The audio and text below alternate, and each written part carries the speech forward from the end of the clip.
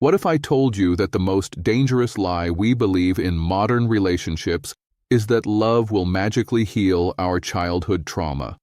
Olivia Rodrigo is back, and she is completely shattering that illusion. On May 22nd, 2026, Rodrigo dropped her highly anticipated new single, The Cure, from her third studio album. And let me tell you, this is not your typical commercial radio breakup song. This track is a brutal psychological autopsy.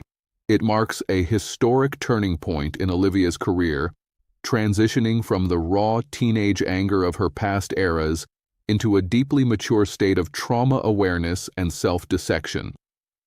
The track opens with eerie, clinical sound design, hospital monitors beeping, footsteps echoing down cold hallways, and the sound of scribbling. It instantly drags us into a psychological asylum. If you think this is just another revenge anthem, you are dead wrong. This is a technical deep dive into emotional self-sabotage, and we are breaking it down line by line. First, let's look at the title. The Cure, stylized entirely in lowercase letters. This is a deliberate branding choice that projects absolute vulnerability and emotional intimacy. In her previous eras, Sour and Guts, Olivia's artistic identity relied on explosive pop-rock distortion and external finger-pointing. The ex-boyfriend was always the absolute villain, and she was the victim.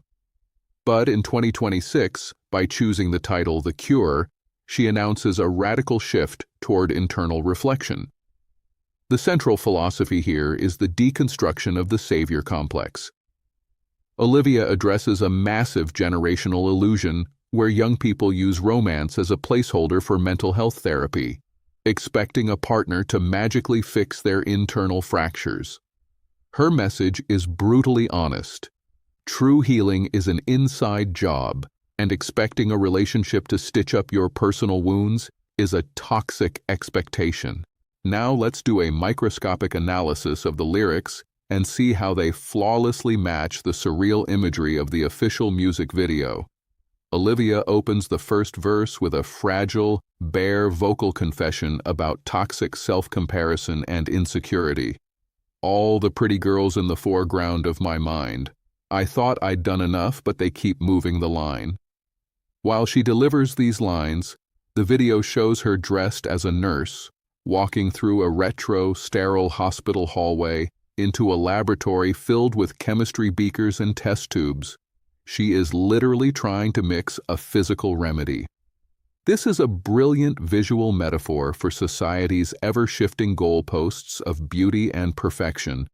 No matter how successful or famous she becomes, the criteria for acceptance keep changing, leaving her stranded outside the line.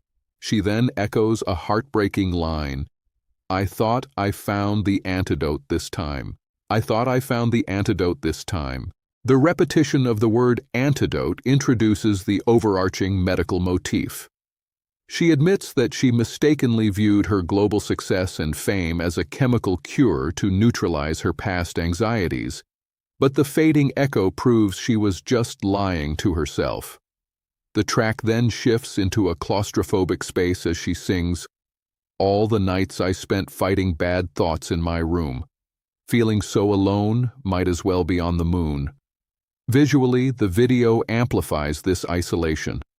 We see surreal anatomical elements, miniature human hearts stored inside a medical refrigerator, and an illuminated X-ray panel highlighting a glowing skeleton heart.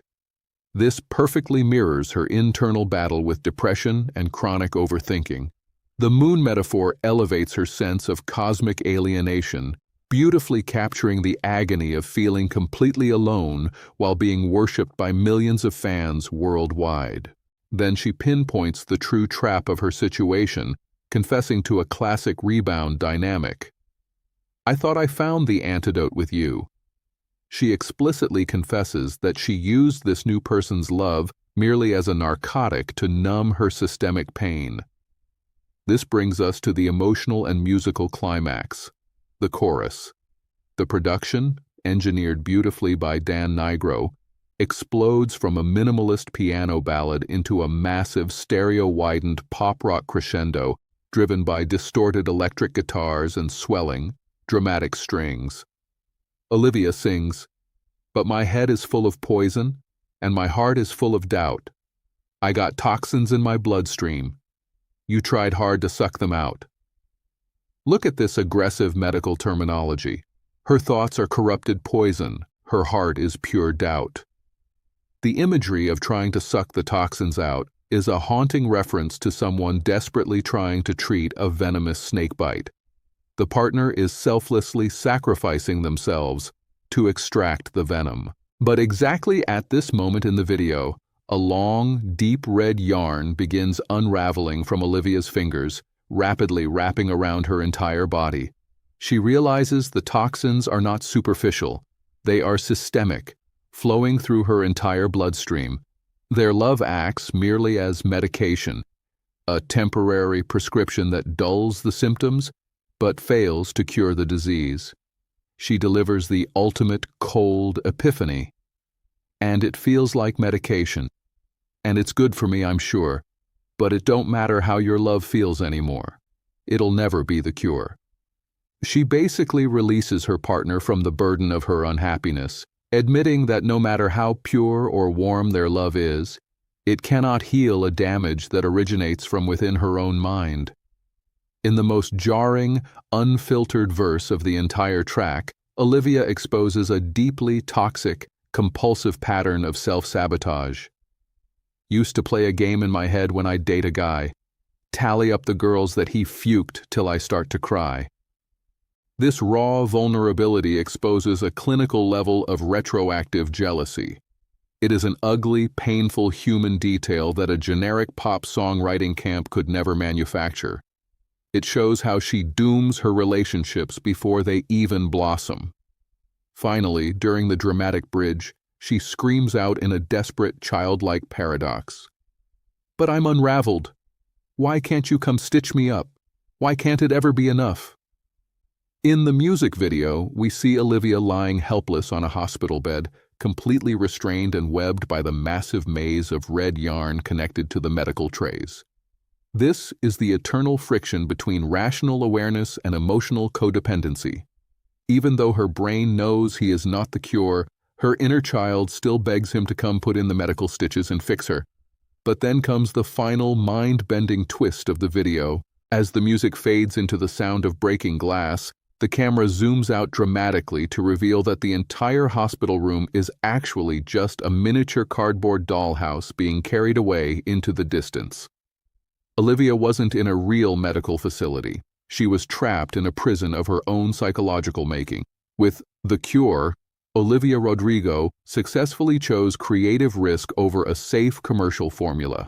She abandoned the loud, surface-level teenage rage to build a sophisticated, cinematic legacy. By stepping out of the victim role, she delivers a powerful, universal truth. Recovery is a solo mission, and the only person who can truly heal you is you. That is what I call true artistic evolution. What are your thoughts on Olivia's psychological shift in 2026? Drop your theories in the comments below.